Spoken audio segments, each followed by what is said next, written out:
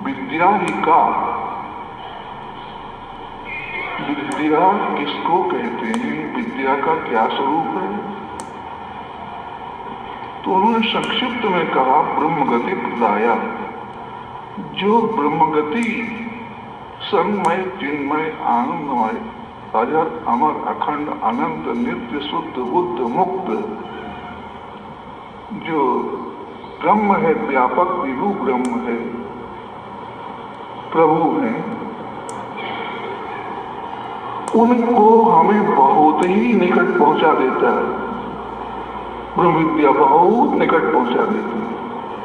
जब निकट जाते हैं तो नियमन निश्चय से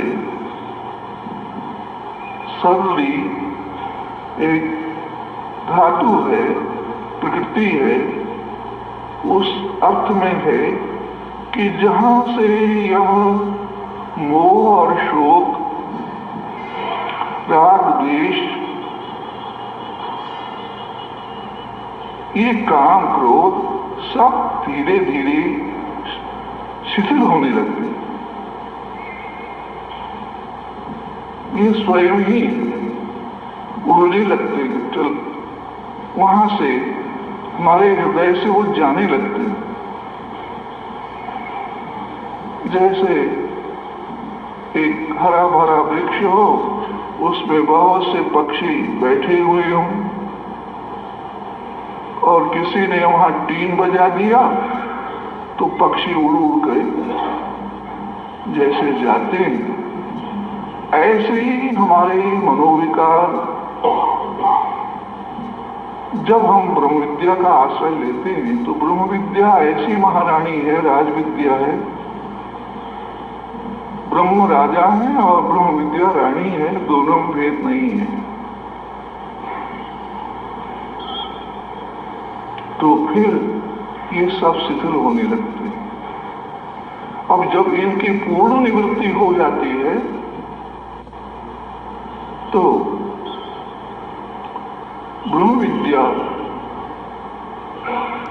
फिर हमें उस सच्चिदानंद स्वरूप ब्रह्म से एक रस कर देती है, और एक रस कर देती है विद्या और ब्रह्म, जैसे कोई अंतर नहीं है। प्रत्यक्ष में एक ऐसा स्वानुभव है जिसमें अपने स्वरूप का अनुभव होता है। उस उपनिषद को हम लोग ब्रह्म विद्या कहते हैं। तो उपनिषदों को सर्वोपनिषदों गाओ, उनको एक गाय की उपमा दी गई।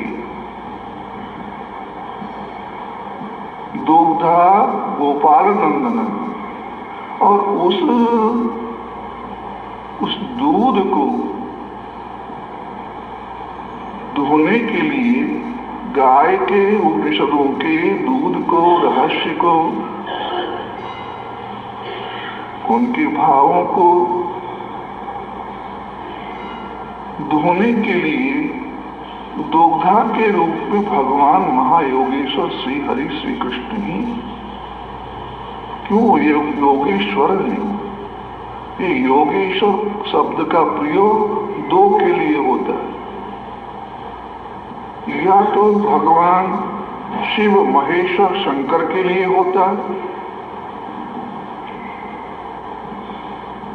या फिर भगवान आनंद कंद नंद नंदन यशोदानंद गुरुदेव भगवान योगेश्वर, उनको योगेश्वर से पुकारा जाता है। दो योगेश्वर हुए। योगेश्वर का मतलब जिनमें अवधूत भाव भी है और जिनमें जिज्ञासुओं को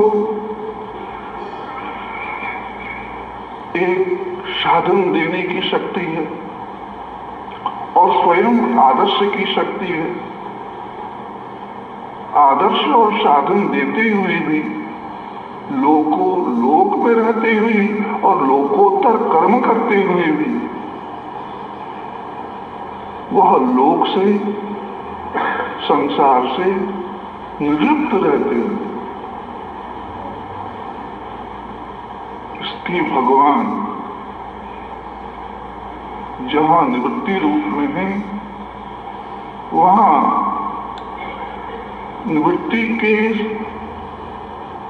आदि में जो निवृत्ति लक्ष्य को लेकर प्रवृत्ति होती है, अंत में उसका पर्यवसान, उसकी परिसमाप्ति भी निवृत्ति में ही होती है, क्योंकि प्रवृत्ति निवृत्ति के लिए है।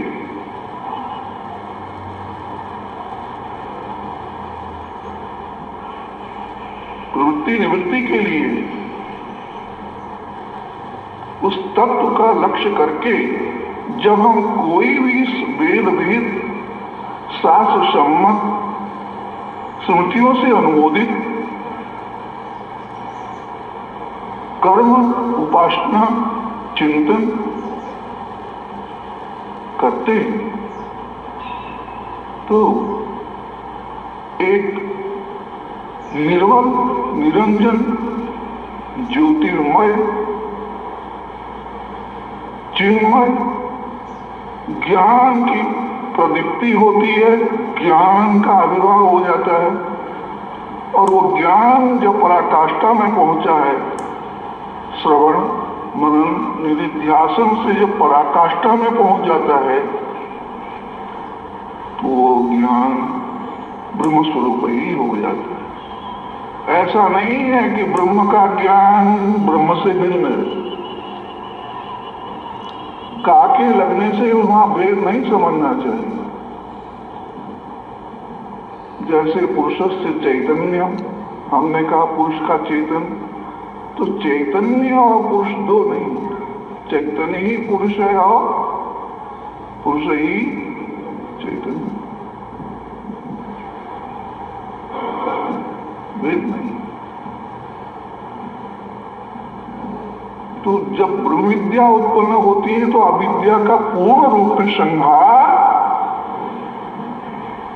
और जब मोक्ष जिसे कहते हैं हम निरतिशय अनंत परम शांति की अनुभूति, उसका नाम है मोक्ष। निरतिशय आनंद अवाप्ति, अशेष क्लेश निवृत्ति मोक्ष। मोक्ष की परिभाषा यही की गई है कि अनंत अनंत आनंद की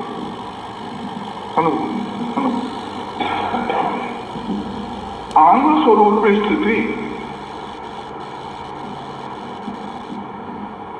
वैसे हम लोग आनंद से ही जी रहे हैं।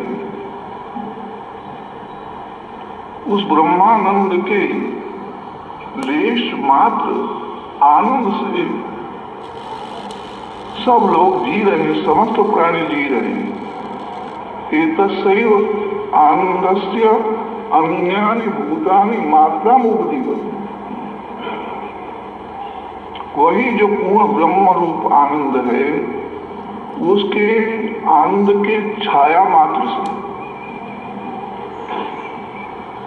जो भी सुख का आप अनुभव करते हैं, वो परमात्मा की ही छाया है।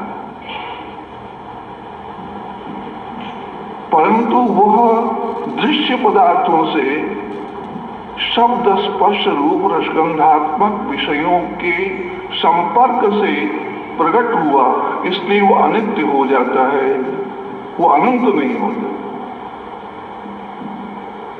जैसे एक जल है, जल तो शुद्ध है, किंतु भूमि में, मटैली भूमि में जब जल प्रवेश करता है तो वह भी मलिन, जल मलिन नहीं। और ये मलिनता जल का स्वभाव भी नहीं है, क्योंकि यदि मलिनता जल का स्वभाव हो तो फिर जल का हम फिल्टर कर ही नहीं सकते, क्यों? उसका स्वभाव।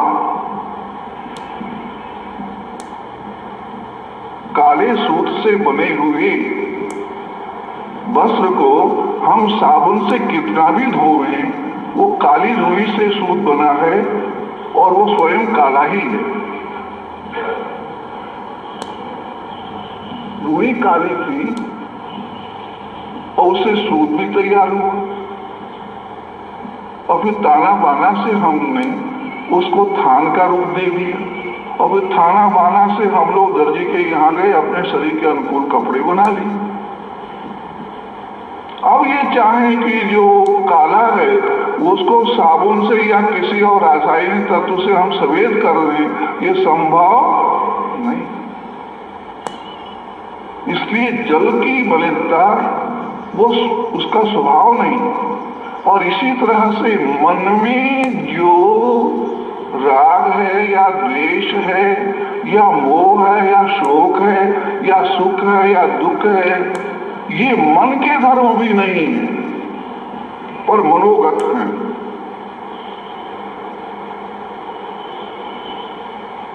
ये सब ऊपर से आते हैं, परंतु जब हम ब्रह्म विद्या का आश्रय लेते हैं, संतों का सत्संग करते हैं, आचार्यों का सत्संग करते हैं, उनका जब विद्यामय उपदेश होता है तो धीरे धीरे धीरे मलिनता स्वयं जैसे श्वेत वस्त्र था और उसमें धूल आ गई, और धूल आते आते कुछ कालिमा हो गई, तो उसको तो आप साबुन से साफ कर सकते हैं,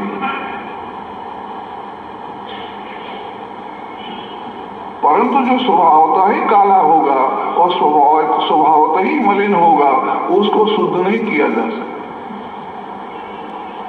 हम लोग कहते हैं कि मन चंचल है, भगवान उसको स्वीकार भी करते हैं कि मन चंचल है। चंचलम ही मन कृष्ण प्रमाथि बलवत दृढ़म तस्याहम निग्रहम मन्ये वायो दुष्कर। चंचल ही मन कृष्ण, अर्जुन कहता है हे प्रभु, आत्मसंयम 6 अध्याय में कहता है, प्रभु की तो अनुकंपा बरस रही है, किंतु योयम योगस्त्वया प्रोक्ता साम्येन मधुसूदन एतस्याहं न पश्यामि चंचलत्वा स्थितिं स्थिराम्। पर मेरा मन चंचल। तात्पर्य ये दृश्यों में जब मन उतरता है तो उसमें चंचलता आ जाती। जैसे जल में पवन के संपर्क से हिलोरें उत्पन्न होती हैं, जैसे निचली भूमि में जल आने से बड़ा वेग धारण करता है, जल में वेग नहीं है। यदि जल का स्वभाव वेग होता तो कभी फिर जल शांत नहीं होता, तब तो घड़े हुए रखे हुए पानी भी बहता, तो उसमें वेग नहीं है। जल में वेग भी नहीं है और उसमें मलिनता भी नहीं है, किंतु इतना जरूर है कि जो मलिन वस्तु विषय हैं और चलायमान वस्तु विषय हैं, पदार्थ हैं, वो चलायमान अनित्य अशुचि पदार्थों के संपर्क से उसमें भी चंचलता आ जाती।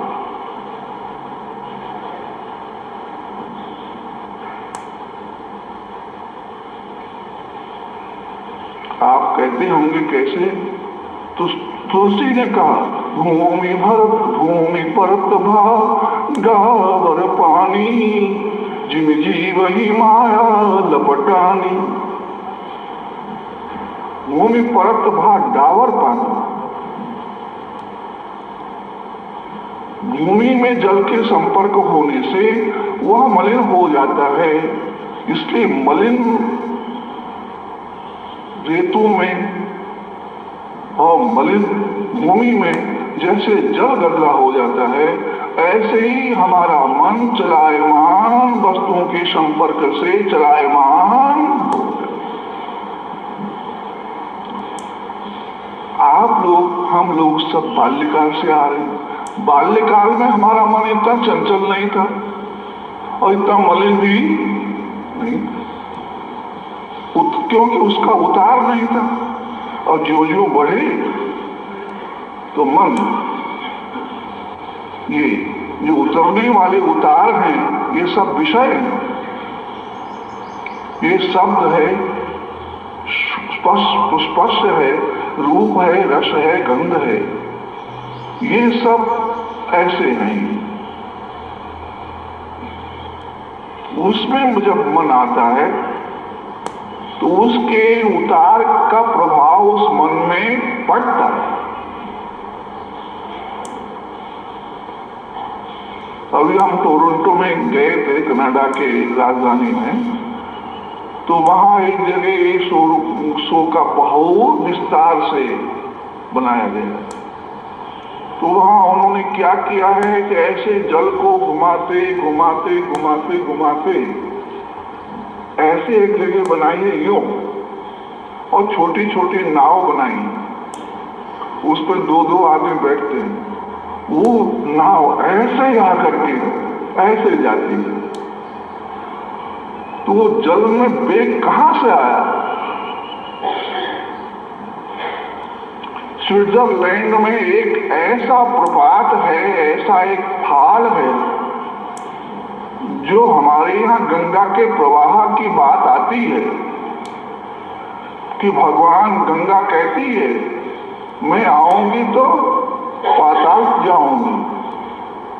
कोई है ऐसा कि जो मुझे धारण कर सके, मुझे धारण कर सके? तो भगीरथ ने यही किया, इसी के लिए तपस्या की। नारद जी ने कह दिया कि बिना भगवान शंकर के इस वेग को, गंगा के वेग को कोई धारण कर सकता नहीं। घूमती रही, कैसा वेग है वहां, हम तो देखेंगे गंगा अवतरण ही है। हमें ऐसा अनुभव हुआ, क्योंकि वो वास्तव में हमारी पृथ्वी में भी ये 14 लोग हैं। जैसे हमारे शरीर में ही 14 लोग हैं। आप लोग समझते ही नहीं, वो जितने मंडल हैं सब में सब लोग हैं। इस पृथ्वी मंडल में भी सब लोग हैं। इसमें भू भुवः स्वः मः जनः तपः सत्य, सात ऊपर, तल वितल सुतल तलातल रसातल महातल पातल।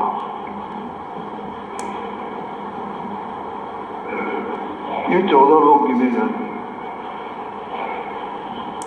तो ये प्रत्येक मंडल में है, क्योंकि हमारी जो वसुधा है, पृथ्वी है, सप्तद्वीपा वसुमती, इस पर 7 द्वीप हैं और एक एक द्वीप के 9 खंड हैं। जैसे हमारा ये भारतवर्ष संकल्प में हम पढ़ते हैं ना, जम्मू द्वीपे भरतखंडे आर्यावर्ते, तो जम्बू द्वीप में ये हमारी पृथ्वी है 9 खंडों में। तो पृथ्वी बहुत विस्तृत है, बड़ा आश्चर्य है। ठीक 12 घंटे का फर्क पड़ जाता है सूर्य का। यहाँ रात के 12 बजे हैं तो वहां सवेरे के 12 बजे हैं, 12 घंटे का फर्क। और फिर घटते जाता है, न्यूयॉर्क में आते हैं, शिकागो में आते हैं, फिर घटता 2 घंटा घट जाता है। ठीक 12 बजे की जो स्थिति है वो कैलिफोर्निया में, कैलिफोर्निया में जब यहाँ 12 बजेगा तो वहां विपरीत 12 बजेगा। तो बताइए, एक ही सूर्य है और ये ऐसा क्यों? तो ये गति का प्रभाव है। तो मेरा ये कहना है कि वो भी जो स्विट्जरलैंड आदि ये सब विदेश कहलाते हैं, ये भी एक पाताल लोक की तरह है, नाग लोक की तरह है, ये भी भोग योनि है। और हमारे यहाँ स्वर्ग को भी भोग योनि कहा गया। और ये भी कहा गया कि क्षीणे पुण्य मत लोकम ते तम भुक्त्वा स्वर्गलोकम विशालम। उस विशाल स्वर्गीय सुख का अनुभव करने के लिए करते हुए जब पुण्य क्षीण हो जाता है तो मर्त्यलोके विशंति, यह मर्त्यलोक में आते। तो जिस तरह से गंगा का जल सर्वोच्च, और ऐसा कहा जाता है गंगा तो ब्रह्म द्रव है, ब्रह्म रस है, उस पर कीड़े नहीं पड़ते। इस पर कब नहीं पड़ेंगे? जब आपका पात्र शुद्ध होगा तब। यदि आप मलिन पात्र में गंगा जल को रख देंगे तो गंगा जल अवश्य ही मलिन हो जाएगा। और हमारे देश की इस समय ऐसी दुर्दशा है, हमारी जितनी पुण्य नदियां हैं, पुण्य सरिताएं हैं, जिनका बहुत बड़ा महत्व है, अधिकांश में इतनी मलिन हो गई है, इतनी मलिन हो गई। क्यों हो गई?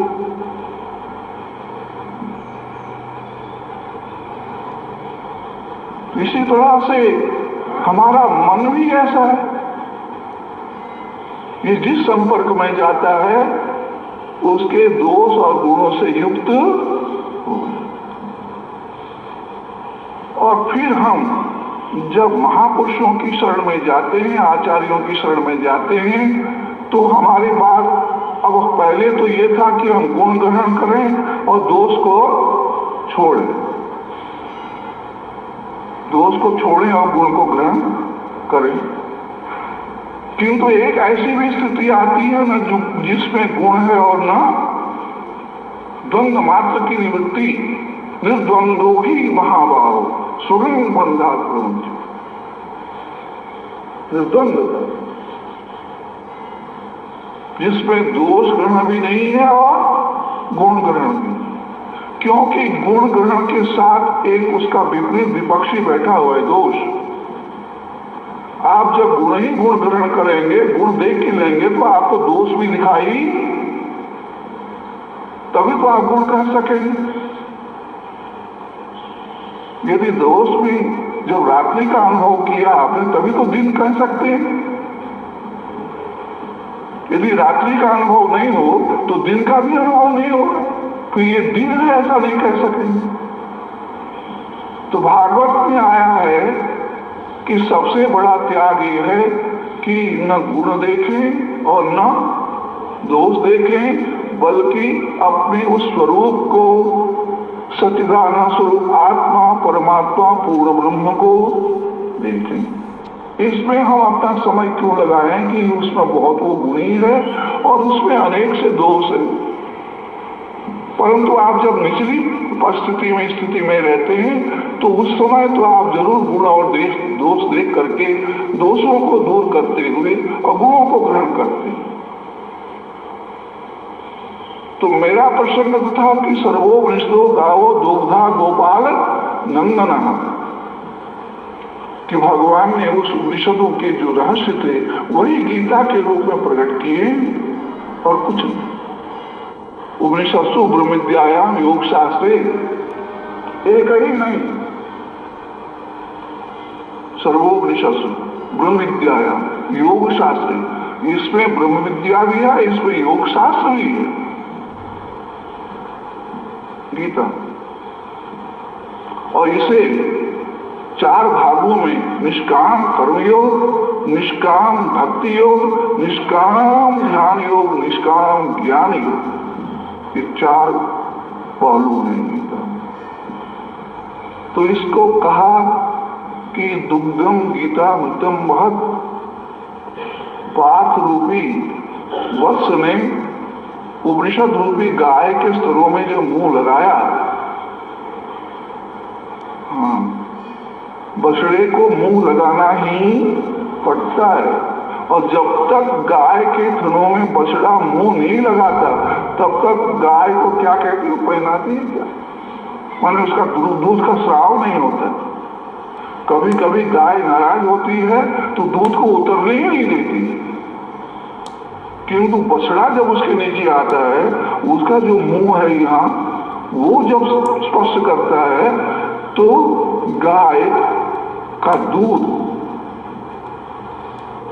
वो सब स्रोत बन करके प्रवाहित होने लगता है।